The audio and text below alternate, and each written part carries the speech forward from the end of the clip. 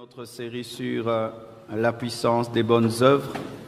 Après avoir parlé de aller chasser les démons, aller guérir les malades, aller visiter les prisonniers, les hospitaliser, les orphelins, les veuves. Aujourd'hui, le Seigneur a mis dans mon cœur un message qui est déjà un livre que je suis déjà en train d'écrire, qui va sortir cette année. Et mon thème ce matin, c'est « Aller pardonner ». Dis à ton voisin, va pardonner. Nous sommes debout afin d'honorer la parole du Seigneur dans Matthieu 5, versets 21 à 26. Matthieu 5, 21 à 26. La Bible dit, « Vous avez entendu qu'il a été dit aux anciens, « Tu ne tueras point. Celui qui tuera mérite d'être puni par les juges. Mais moi, je vous dis que quiconque se met en colère contre son frère mérite d'être puni par les juges. Que celui qui dira à son frère « Raka » mérite d'être puni par le Sanhédrin. Et que celui qui dira « insensé » mérite d'être puni par le feu de la géhenne. » Le verset 23, c'est notre verset principal ce matin. « Si donc tu présentes ton offrande à l'autel, et que là tu te souviennes que ton frère a quelque chose contre toi, laisse là ton offrande devant l'autel et va d'abord te réconcilier avec ton frère, puis viens présenter ton offrande. » Que Dieu bénisse sa parole. Asseyez-vous. Pourquoi parler ce matin du pardon alors que nous sommes en train de parler du jeûne? Pourquoi parler ce matin du pardon alors que nous sommes en train de parler des bonnes œuvres? C'est parce que le manque de pardon bloque la prière. Le manque de pardon bloque le jeûne. Et Dieu n'exauce pas un homme rancunier. C'est pourquoi le Seigneur m'a demandé de nous parler du pardon, parce que plusieurs d'entre nous doivent arranger avec d'autres hommes. Nous parlons du pardon dans le jeûne car c'est une bonne œuvre qui conditionne l'exaucement. Pardonner, c'est une bonne œuvre, autant que donner de la nourriture, autant que donner du pain, donner tes vêtements, offrir aussi ton pardon est une bonne œuvre. Et la Bible place le pardon au-dessus de l'offrande. La Bible dit que lorsque tu vas donner ton offrande, si tu te rends compte que quelqu'un a quelque chose contre toi, laisse ton offrande, va d'abord arranger. Pardonner est supérieur à donner ta dîme, supérieur à donner tes contributions. Un homme qui donne ses dîmes, ses contributions, ses offrandes dans la haine n'obéit pas à la parole de Dieu. Parce que ce qui est important pour Dieu, c'est d'abord ta relation avec lui et ta relation avec les hommes. Et nous voyons qu'il y a plusieurs sortes de définitions du pardon. Je vais vous donner une bonne. Qu'est-ce que pardonner? Pardonner, c'est refuser de se venger. Refuser de se venger. C'est-à-dire tu as la capacité de faire le mal quand on te fait le mal, mais tu ne le fais pas. Lorsque tu es incapable de te venger, tu dis que tu pardonnes, ce n'est pas vraiment le pardon. Parce que tu es impuissant, tu n'y arrives pas. Mais quand tu peux aussi insulter celui qui t'insulte, gifler celui qui te gifle, taper celui qui te tape, œil pour œil, dent pour dent, tu peux le faire, mais tu ne le fais pas, alors tu as pardonné. Frère, cette capacité que tu as de nuire, que tu n'utilises pas, est le signe que tu as l'amour. Car celui qui pardonne, ce n'est pas qu'il est faible, il a refusé d'utiliser sa force. Alléluia. Pardonner, c'est effacer une offense. Tu fais le mal, j'écris, et après je pardonne, j'efface. C'est avoir la capacité d'oublier. Celui qui pardonne et qui rappelle la faute n'a pas pardonné. Parce que le pardon nous amène à effacer. Lorsque nous étions à l'école, on nous demandait d'amener toujours un crayon avec une gomme. Parce que les professeurs supposaient que les enfants n'écrivent pas parfaitement et ils auront toujours besoin d'arranger. Il en est de même dans ce monde. Nous sommes des enfants. Nous sommes imparfaits. C'est un monde d'imparfaits. Et dans ce monde d'imparfaits, si tu n'as pas la gomme, tu ne sauras pas vivre. Les hommes sont imparfaits. Ils finiront toujours par te blesser un jour. D'une certaine manière ou d'autre, ou d'une autre, tu dois avoir la gomme du pardon pour vivre avec les imparfaits. Beaucoup aimeraient être dans un monde des anges, un monde idéal qui n'existe pas. Et même dans le domaine des imperfections des autres, quoi que tu fasses, tu ne peux jamais prévoir. Quelqu'un peut te blesser sans le vouloir. Et tu dois toujours pardonner. Pardonner, c'est oublier une offense. Pardonner, c'est restaurer la place de l'autre dans sa première position dans ton cœur. Souvent, lorsque quelqu'un nous fait du mal, il perd sa place dans nos cœurs. Tu l'honorais, tu arrêtes de l'honorer. Tu le respectais, tu arrêtes de le respecter. Mais quand tu pardonnes, tu dois restaurer la place de l'autre dans ton cœur. Je précise, la place de l'autre dans ton cœur, pas la place de l'autre dans ton travail. C'est différent. Je donne cet exemple. Mon cuisinier brûle toujours ma nourriture. Est un enfant de Dieu, je dois lui pardonner. Mais il ne sera pas toujours mon cuisinier. Je vais engager quelqu'un d'autre. Mais dans mon cœur, je lui ai pardonné. Il a sa place. Mais dans le travail, il n'a pas sa place parce que là, il doit évoluer dans ses compétences. Alléluia. Pardonner. Pardonner, c'est refuser de parler de l'offense. Il y a des gens qui disent qu'ils ont pardonné, mais chaque fois rappellent l'offense. Tu m'avais fait ça, je t'avais pardonné. Tu m'avais fait ça, je t'avais pardonné. Tu m'avais fait ça, je t'avais pardonné. Tu n'as pas pardonné. Lorsque tu te tiens devant Dieu, est-ce que Dieu te rappelle tes fautes? Dieu ne le fait jamais parce que Dieu nous a pardonné. Mais rappeler la faute, rappeler la faute, rappeler, c'est culpabiliser l'autre. Même si tu dis que tu as pardonné, tu n'as pas pardonné. Lorsqu'on pardonne, on ne rappelle pas la faute. Pardonner, c'est refuser de compter les offenses. Il y a des gens qui disent, je t'ai pardonné une fois, 2 fois, 3 fois. Là, la 4e fois, ça va chauffer. Non, celui qui pardonne ne compte pas. Le pardon s'offre sans compter. On ne fait jamais de comptabilité dans le pardon. Lorsqu'il y a une comptabilité dans le pardon, il n'y a pas eu pardon. Pardonner, ce n'est plus avoir, et ça c'est très important, des ressentiments envers l'offenseur. Comment tu peux savoir que tu as pardonné? C'est lorsque tu rencontres la personne qui t'a offensé, mais tu ne sens pas la haine. Si tu dis que tu as pardonné, mais tu es incapable de rencontrer la personne qui t'a blessé, tu sens des choses dans ton cœur, la haine, la colère, tu veux même quitter la salle, quitter l'endroit, tu n'as pas pardonné.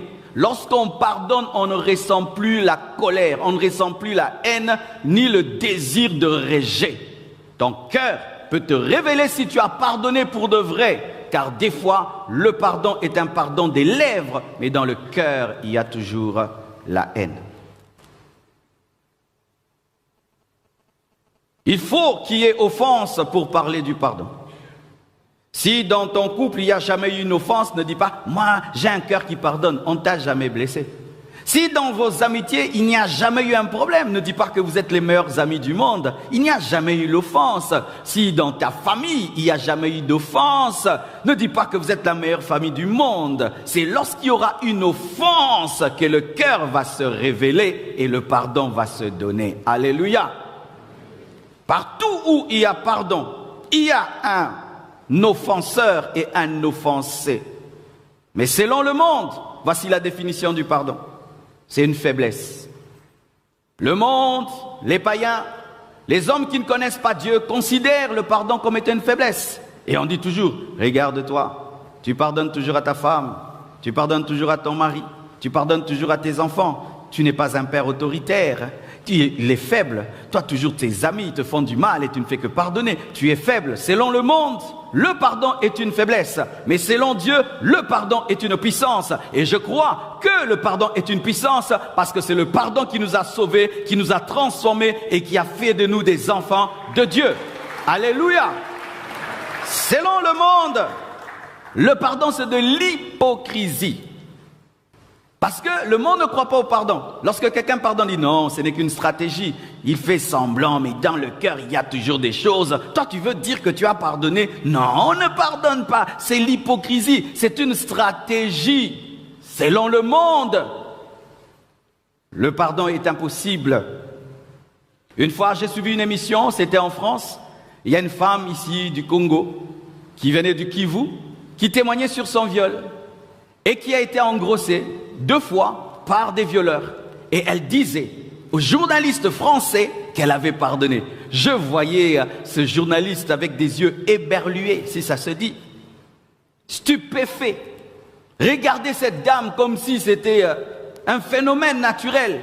Il ne pouvait croire qu'on puisse pardonner un viol alors que c'est possible. C'est possible. Selon le monde, le pardon est impossible. Le pardon est une hypocrisie. Le pardon est une faiblesse. Mais selon Dieu, le pardon est une puissance. Est une puissance. Est une puissance. Je dis encore, est une puissance. Selon le monde encore, pardonner, c'est encourager les bêtises. On entend toujours ça. Là, tu es en train d'encourager les bêtises. Tu es en train d'encourager le mal. Non, pardonner, ce n'est pas encourager le mal, c'est arrêter le mal. Parce que l'amour transforme plus que la colère. Je dis l'amour transforme plus que la haine. L'amour transforme plus que la vengeance.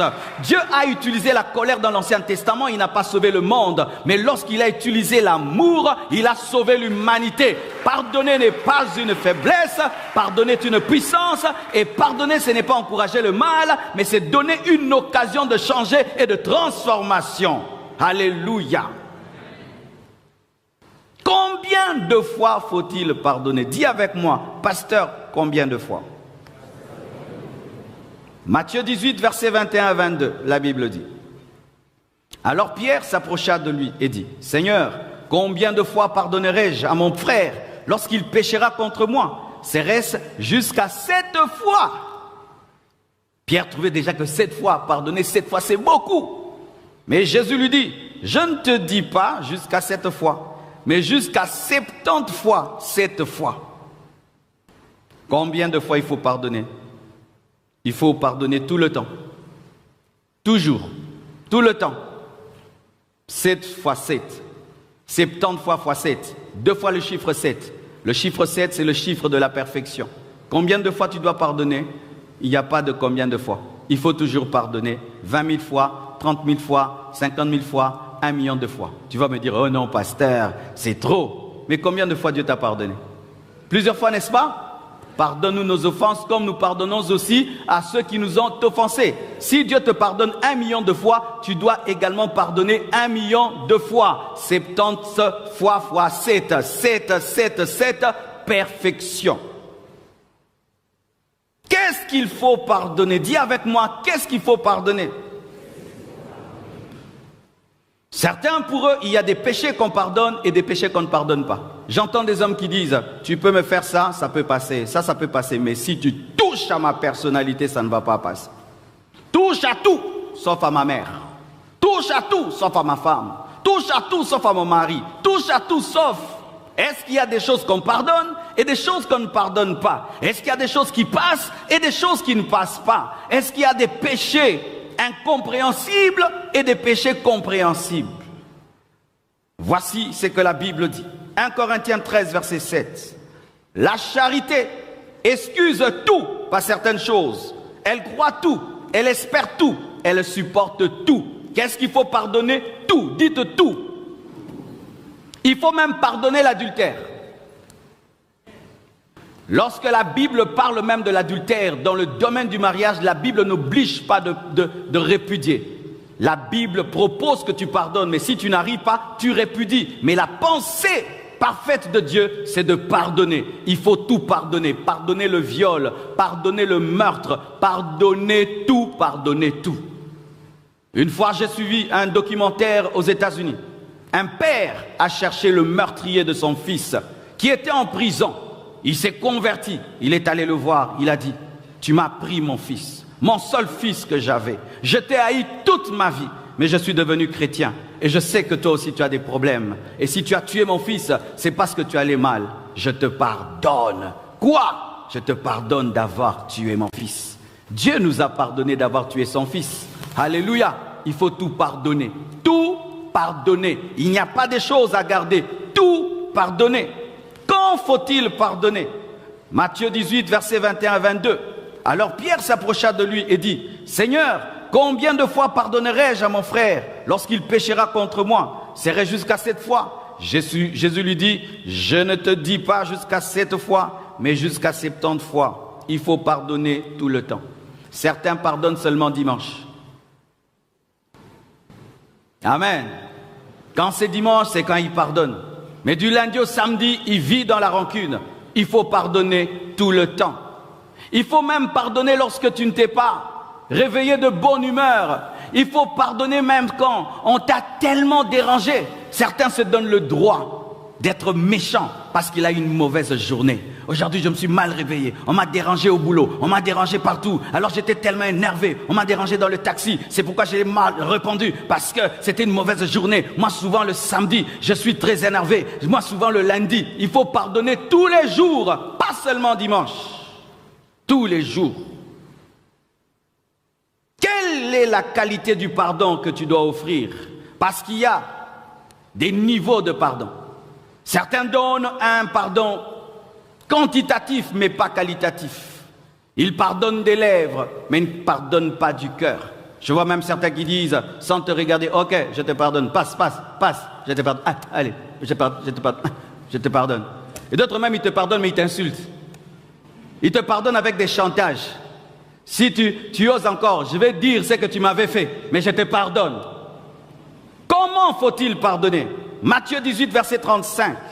La Bible dit, « C'est ainsi que mon Père Céleste vous traitera si chacun de vous ne pardonne à son frère de tout son cœur. » Il faut pardonner de tout son cœur. Il ne faut pas pardonner avec les lèvres, avec la forme. Il faut pardonner de tout ton cœur. Et ton cœur te témoigne que tu as vraiment pardonné. Parce que quand le pardon est superficiel, même ton cœur sait que tu as été superficiel.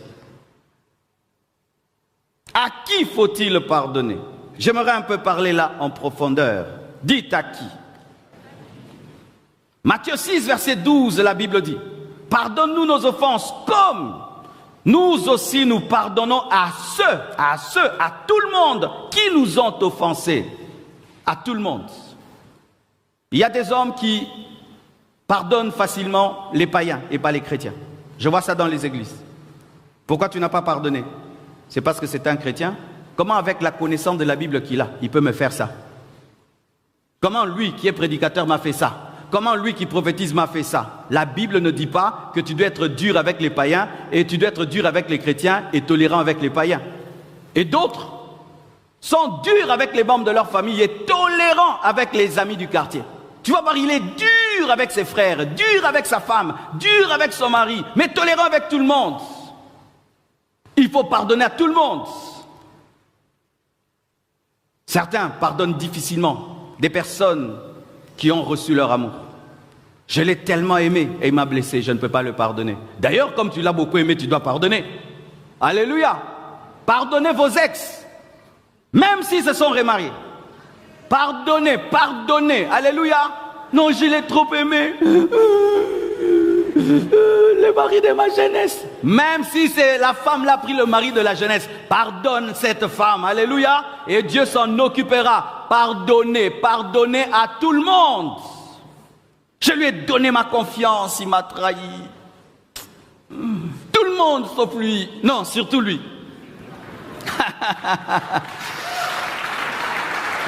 Dieu t'a beaucoup aimé, c'est pourquoi il te pardonne. Mais les hommes, quand ils aiment beaucoup, ils deviennent très durs. C'est pourquoi certains, il ne faut pas qu'ils t'aiment beaucoup. Parce que quand ils aiment, ils deviennent exigeants. Ainsi, tu remarques, avec ta femme, tu es trop dur. Tu laisses passer beaucoup de choses ailleurs. Mais avec ta femme, tu suis les détails. Comme si t'aimer est un problème. Avec tes amis proches, tu es très dur, mais des inconnus, tu es tolérant. Il faut pardonner à tout le monde. Tu es très dur avec tes enfants, tolérant. tolérant avec les cousins. Il faut pardonner à tout le monde. Ce que tu connais, ce que tu ne connais pas. À tout le monde. Et voici un détail. Quel que soit ce que tu feras, pour être en bon terme avec tous les hommes, tu auras toujours ces genres de personnes qu'on appelle les ennemis subis. Ce sont des personnes qui, malgré tes efforts, ne t'aimeront jamais. Mais voici ta part. Devant Dieu, sois quitte. Aime-les, pardonne, règle les problèmes. Mais si dans leur cœur, elles continuent à te jalouser, à te haïr, devant Dieu, tu as fait ta part. Alléluia. La Bible dit ceci, ne rendez à personne le mal pour le mal. Recherchez ce qui est bien devant tous les hommes. S'il est possible, autant que cela dépend de vous, soyez en paix avec tous les hommes. S'il est possible, parce que des fois, c'est pas possible. Jésus avait des ennemis, les pharisiens, les sadducéens. Le diable était son ennemi, mais ça doit être des ennemis subis. Amen. Tu dois subir, mais tu ne dois pas déclencher. Alléluia. Nous subissons la haine, mais nous ne déclenchons pas. Mais autant que cela dépend de toi, sois en paix avec tous les hommes. Amen. Quelle est l'importance du pardon?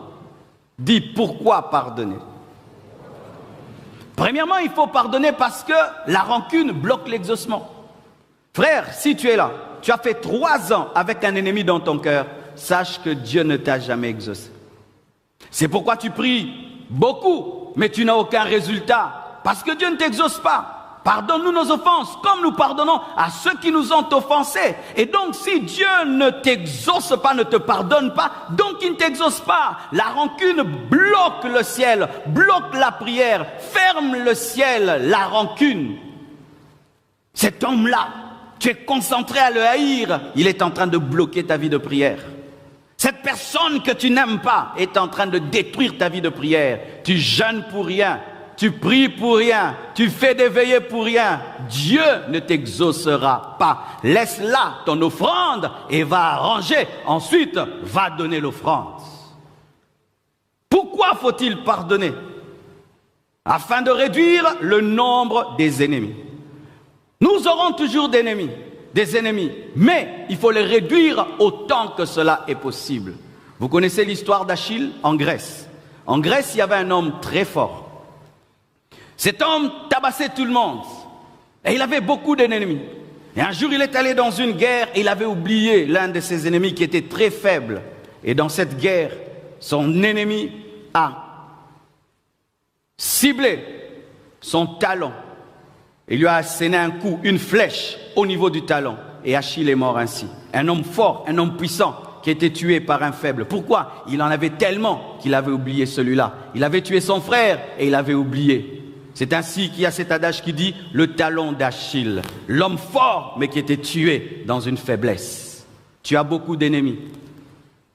Arrête d'accumuler les ennemis. Pardonne et tu vas réduire le nombre de tes adversaires.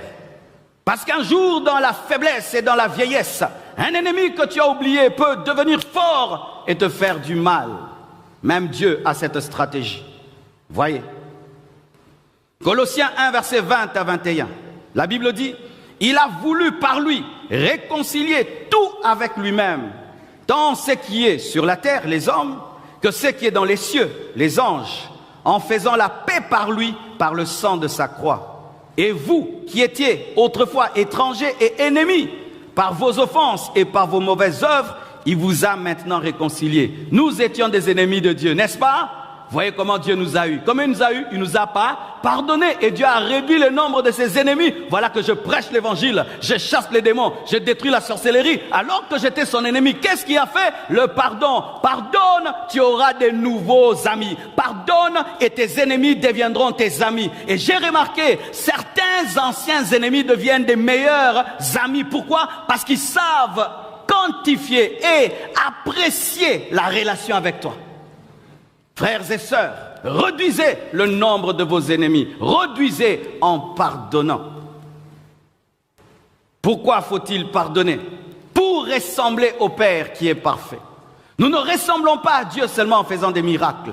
Nous ne ressemblons pas à Dieu seulement en prophétisant, en guérissant les malades. Nous ressemblons à Dieu en vivant dans l'amour. Regardez Dieu. Quand le soleil paraît, le soleil paraît seulement pour les chrétiens. Quand le soleil paraît, il paraît seulement pour les justes, mais pour les injustes. Lorsqu'une prostituée est en train de se préparer à sortir et qu'elle nettoie ses vêtements, lorsqu'elle les étale, est-ce que le soleil brûle ses habits? Le soleil sèche ses habits pour qu'elle aille faire la prostitution. Quand le sorcier plante, est-ce que quand la pluie tombe, elle refuse de tomber sur son champ? Dieu laisse le sorcier manger. Pourquoi? Le temps qu'il se convertisse. Parce que s'il le tue de faim, il ne va pas se convertir et il ira en enfer. Dieu nourrit le sorcier en attendant qu'il rencontre Jésus et qu'il devienne un enfant de Dieu. Quand vous regardez le soleil est la preuve du pardon. Quand la pluie tombe, c'est le signe du pardon. Il pleut chez tout le monde, même chez l'athée, il pleut chez tout le monde, même chez le pécheur, il pleut, tout le monde bénéficie de la pluie de Dieu. Et que tout le monde bénéficie de ton amour, de ton pardon. Alléluia. Si tu veux être comme Dieu, tu dois opérer dans l'amour. Si tu veux être comme Dieu, tu dois opérer dans le pardon. Jamais tu ne peux dire être comme Dieu sans aimer et sans pardonner. Et Dieu dit que si vous aimez seulement ceux qui vous aiment, vous n'êtes pas différents des publicains. Si vous saluez seulement ceux qui vous saluent, vous n'êtes pas différents des publicains. Saluez vos ennemis. Faites du bien à vos ennemis. Souhaitez le bien à vos ennemis. Bénissez ceux qui vous maudissent. Je bénis tous ceux qui me maudissent ces derniers temps sur Internet. Soyez bénis. Soyez bénis. Bénis. Je vous bénis. Soyez bénis. Que des bonnes choses vous arrivent. Pas d'accident, que Dieu vous protège. Ne tombez pas malade, que Dieu vous guérisse. Au nom de Jésus. Pourquoi? Parce que si tu souhaites la mort de Paul, tu es en train de souhaiter la mort d'un apôtre et demain il va se convertir et il va prêcher l'évangile et sera un apôtre. Dieu ne souhaite pas la mort de tes ennemis, il souhaite qu'ils soient vivants afin qu'ils rencontrent sa puissance au travers de ta prière et au travers de ton amour. Arrêtez de souhaiter la mort de vos ennemis. Ce n'est pas la parole de Dieu. Tu veux tuer Paul. Paul était un persécuteur, mais Dieu l'a gardé en vie. Donne-moi l'amen. Dis à ton voisin, Dieu aime tout le monde. Et d'ailleurs, comment on saura que tu es un enfant de Dieu? Vous savez mes frères, tu peux croire que tu es un enfant de Dieu pendant un temps, mais le jour qu'on va tester, on va sentir que tu étais un païen. Vous savez qu'il y a des frères ici qui sont calmes. Ose l'insulter, hein? Il a 50 insultes. Il y a des frères là, ils paraissent doux. Ose, il va te donner un gido. Ils sont là, ils sont là. Qui es-tu? Toi qui es bon avec les bons, c'est normal d'être bon avec les bons. Tout le monde est bien poli et tu es poli. C'est facile d'être poli parmi les polis. C'est facile d'avoir de la maîtrise de soi parmi des gens bien éduqués. Mais quand on te manque du respect, qui va sortir de là? Qui est dans cette carapace-là? Qui est là? Qui est là? Toc, toc, toc, toc. Qui est là? Qui est là? Il y a un lion en toi, hein? Il est tout calme, un lion. Si on t'ose seulement, frère,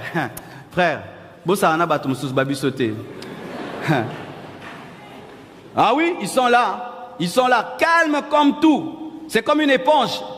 Quand tu marches dessus, tu découvres qu'il y a du savon, tu découvres qu'il y a de l'eau, tu découvres qu'il y a l'huile. Si on marche sur toi, qu'est-ce qu'on va découvrir? On a marché sur Jésus, on a découvert l'amour. Père, pardonne-leur parce qu'ils ne savent pas ce qu'ils se font. L'amour.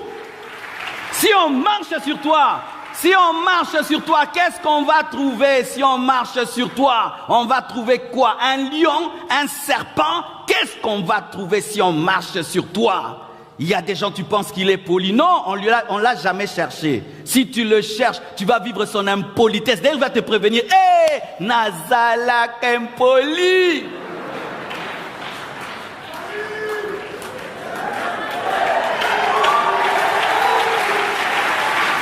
Ah oui, hein? Oh, je suis humble. Qui t'a déjà humilié? Qui t'a déjà humilié? Je suis humble. Qui t'a déjà humilié et tu es descendu? Alors moi, je pardonne facilement. Qui t'a déjà fait un mal, un vrai mal? Un mal, des mal. Moi, je comprends facilement. Tu as déjà vécu un problème. C'est pourquoi j'honore Jésus-Christ. Il a connu la trahison, il a pardonné. Il a connu le rejet, il a pardonné. Il a connu l'abandon, il a pardonné. Il a aimé des gens qu'on ne pouvait aimer. Frère, un jour ton amour sera testé. Un jour ton amour sera testé un jour. Oh, nous sommes des amis, vous êtes des amis, vous avez eu déjà des problèmes dans votre amitié, vous n'êtes pas encore des amis. Les vrais amis, il faut que ça choque, il faut qu'il y ait des trucs, mais vous restez ensemble 4 x 4, là vous êtes des amis. Mais tant que vous n'avez pas été trouvés, vous n'êtes pas encore des amis. Oh, moi et ma femme, nous aimons beaucoup. Attendez. Ma femme, mon mari, et il y a des problèmes. Et puis, continuez. Là, vous êtes mariés.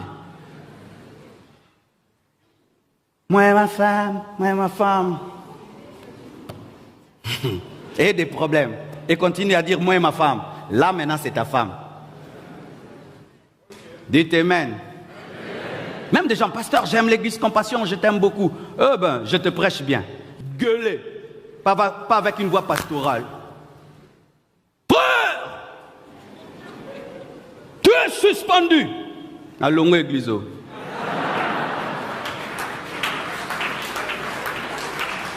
Ils sont là, beaucoup. Beaucoup. C'est pourquoi Jésus, quand il lui disait, tu es un bon maître, il dit, biloba, loba, botiga. Dis à ton voisin, qui es-tu? C'est pourquoi les gens qui se connaissent n'aiment pas entrer dans les départements, vrai ou faux? Il sait que lui, il est Gillette. Il ne veut pas. Frère, rentre dans le département. On va me découvrir. Pourquoi? Je me connais, papa. Que je prie seulement, je rentre à la maison. Gardez votre église en paix. Moi, je me connais. Demande à papa, à maman, à tous les quartiers. Hey, mais tu es douce comme ça. Tango et Yaka. Ah oui, vous vous connaissez vous-même. Qui es-tu?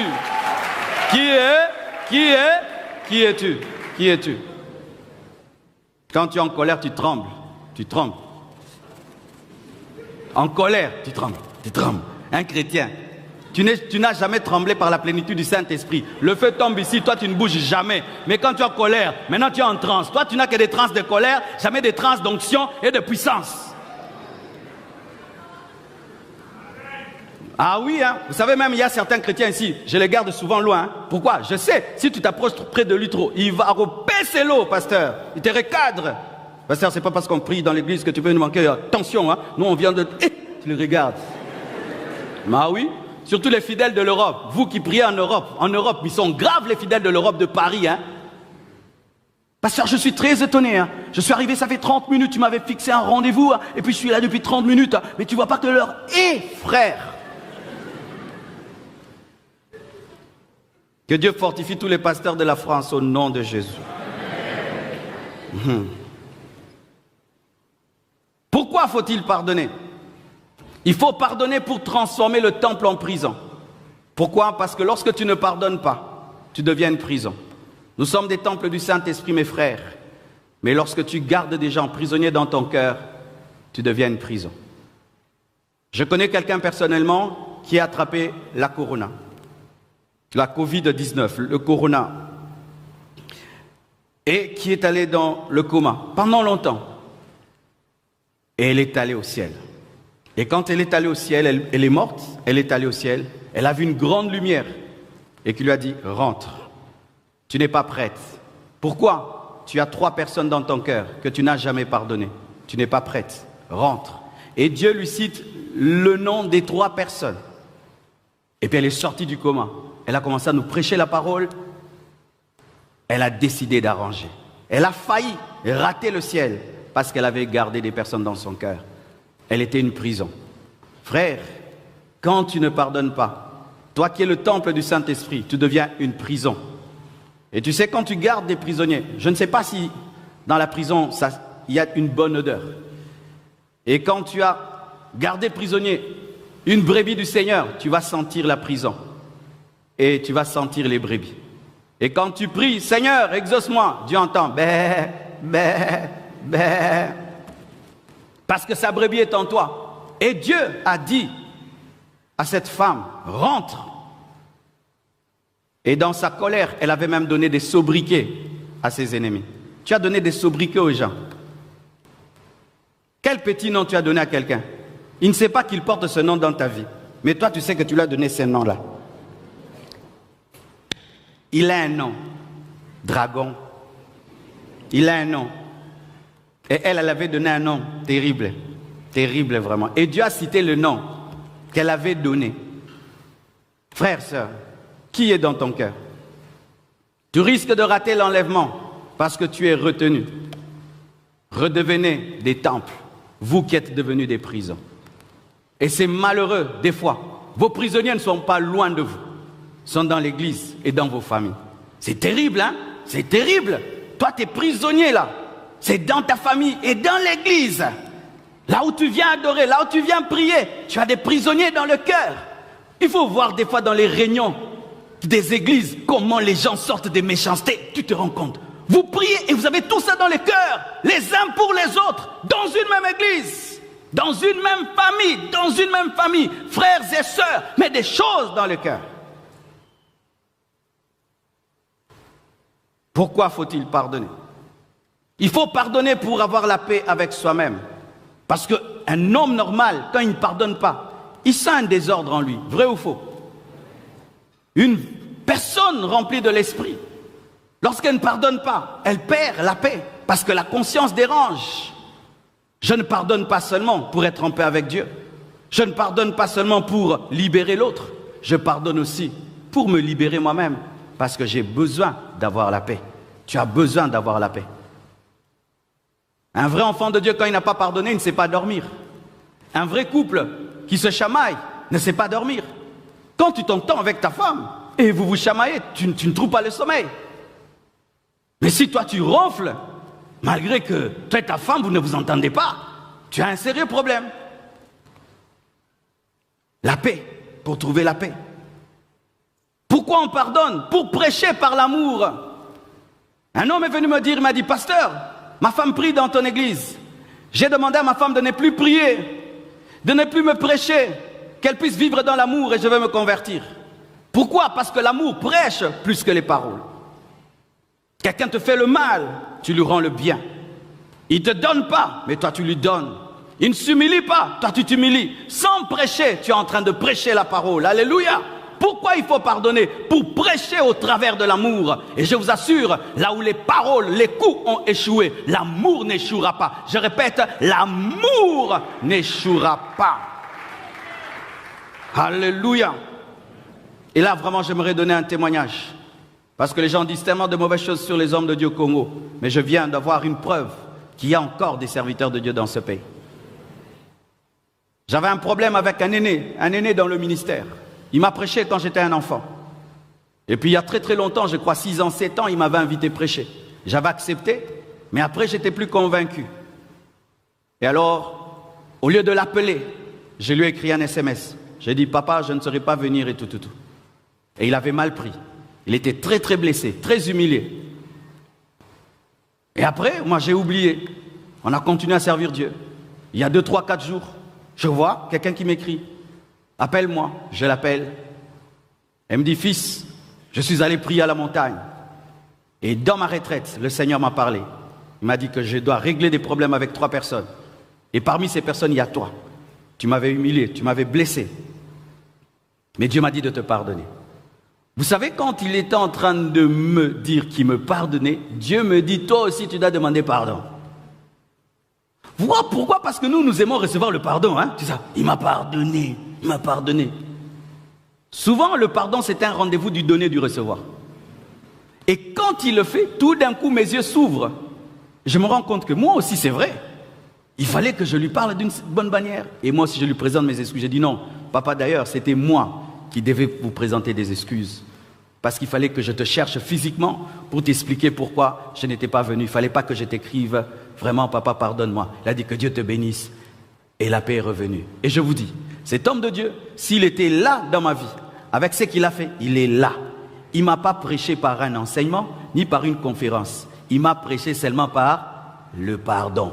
Et je le respecte plus qu'avant. Mais il n'a pas fait tomber quelqu'un, il n'a pas fait marcher un paralytique. Mais ce qu'il a fait pour moi, ça dépasse même un paralytique qui a marché. Frère, tu parles beaucoup. Arrête de parler. Vis la parole de Dieu. Tu réussiras là où tu avais échoué. Terminons, mes frères et sœurs. Pourquoi faut-il pardonner? Il faut pardonner pour donner à Dieu une passe. Alléluia. La Bible dit, à moi la vengeance, à moi la rétribution. Le domaine de la vengeance, c'est le domaine de Dieu. Le domaine du pardon, c'est ton domaine. Le domaine de la rétribution, c'est le domaine de Dieu. Toi, c'est le pardon. Tu sais pourquoi? Pourquoi c'est Dieu qui doit se venger et te venger? Pourquoi? Parce que Dieu, quand il te venge, il garde les mains propres. Dieu, quand il opère dans la vengeance, il ne devient jamais méchant. Mais toi, quand tu opères dans la vengeance, tu deviens méchant. Mais Dieu est le seul qui reste bon en se vengeant. C'est pourquoi c'est son domaine, ce n'est pas le tien. Laisse Dieu opérer dans la vengeance, donne-lui une passe. Quand tu pardonnes, tu donnes une passe à Dieu pour qu'il puisse entrer dans ton combat. Alléluia. Pour ceux qui ne croient pas, si là, un voleur entre chez toi à la maison, tu l'attrapes et tu le séquestres, tu l'enfermes dans ta chambre pendant 1 mois, n'est-ce pas qu'il a le droit de te traduire en justice? Même si c'est lui qui a volé, il a le droit. Pourquoi? Tu n'es pas habilité pour séquestrer quelqu'un, c'est la prison de Makala. Et toi, tu n'es pas habilité pour te venger, c'est Dieu qui doit se venger et te venger parce que c'est lui le gouvernement, toi tu n'es pas le gouvernement. Alléluia! Ne te venge pas, c'est le travail de quelqu'un d'autre, c'est le travail de Dieu. Et lorsque tu te venges, Dieu ne te vengera pas. Et toi, quand tu te venges, tu le feras mal. Mais Dieu te vengera bien parce qu'il ne va pas détruire ton ennemi, mais va le transformer afin qu'il devienne ton allié. Frères et sœurs, pourquoi on pardonne? Pour donner une passe à Dieu. Pourquoi on pardonne? Pour que Dieu entre dans ce combat et qu'il puisse transformer nos ennemis. Pour terminer, mes frères, ce matin, ce n'est pas facile de pardonner. Sinon, tout le monde le ferait. Au premier culte, une femme a été touchée par la puissance de Dieu. Elle ne savait même plus se lever. Alors, après avoir écouté ce message, pourquoi? Elle avait une lutte pendant des années par rapport au pardon. Et moi, j'ai eu ce problème. Tous ceux qui prient dans cette assemblée connaissent mon histoire. Mais en grandissant, vraiment, je me rends compte que j'étais un ignorant. J'ai eu une histoire un peu difficile avec mon père. Mais aujourd'hui, je comprends, c'est parce qu'on se ressemble. Tu sais, les gens qui se ressemblent, des fois, ils ont du mal à s'entendre. Parce qu'ils se discernent. Et quand je suis devenu chrétien, on a commencé à avoir des problèmes. Et quand j'ai répondu à l'appel de Dieu, c'était terrible. Et il n'avait pas cru au départ. Il avait combattu au départ. Et moi, je n'avais pas compris ce que Dieu faisait et pourquoi il faisait. Et j'avais haï mon père. Et un jour, mes frères, je viens à l'église. Je commence à prêcher. Prêcher l'amour, le pardon. J'entends clairement le Saint-Esprit me dire, toi, tu ne peux pas prêcher sur l'amour. J'ai dit, moi, oui, tu ne peux pas prêcher sur le pardon. Pourquoi? Mais ton père, tu ne lui as jamais pardonné. J'ai dit, oh non, moi j'ai déjà pardonné. Tu sais que tu peux croire que tu as pardonné alors que tu n'as pas pardonné. Tu peux croire que la plaie a séché alors que tu as mis les sparadraps. Et Dieu me dit, la preuve, va le voir. Mes frères, je suis allé voir mon père. Je n'habitais plus chez lui. Je me suis tenu devant lui. Frère, j'étais étonné par ce qui m'était arrivé.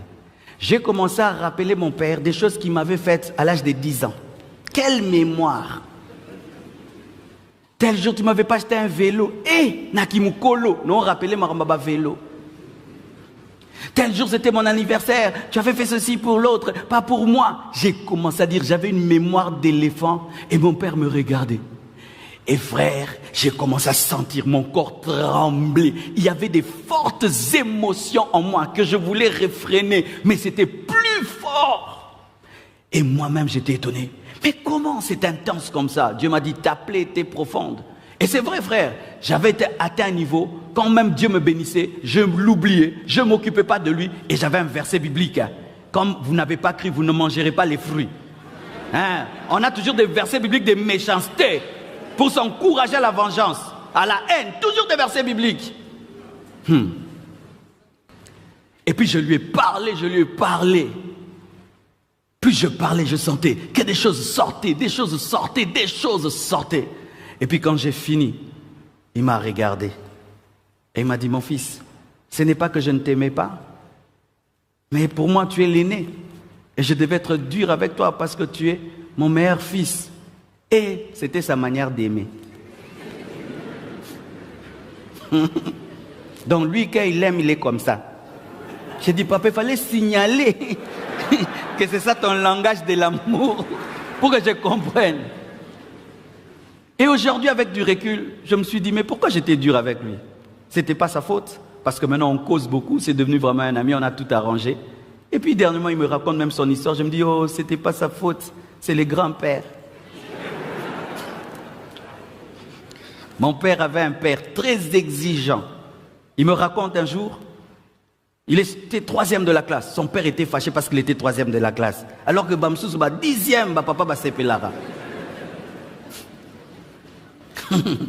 Et un jour, il est allé, parce qu'il faisait l'athlétisme, il était souvent le premier. Alors c'était le jour de la course. Il a fait un excès de zèle, il était trop sûr de lui. Alors vous voyez, quand on fait l'athlétisme, surtout les marathons, au départ, il ne faut pas donner toute ta force. Tu dois t'économiser. Lui, il était trop fier de lui. Il a décalé plus que les autres. Et puis on l'a rejoint, il était 3e. Son père qui était là pour attendre, quand seulement il a vu qu'il était 3e, il est parti. Et quand il rentre à la maison, il trouve un père fâché. Comment tu étais 3e de la course? Alors je comprends pourquoi il était dur avec moi. Un père qui était frappé, te frappera. Un père qu'on a insulté, t'insultera. En soi, il ne faut pas haïr ton père. Il faut penser au grand-père qui est décédé. Comme ça, tu n'as personne à haïr.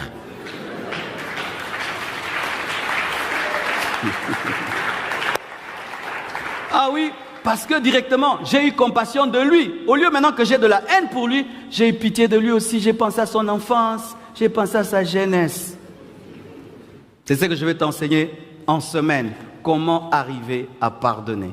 Mais tu dois arriver à guérir tes blessures. Tu dois arriver à donner ta vie à Jésus. Parce que je t'assure que si je n'étais pas devenu chrétien, j'allais jamais comprendre cela. Il fallait qu'il y ait une personne en moi pour m'aider à pardonner les personnes qui étaient hors de moi. Que Dieu vous bénisse abondamment.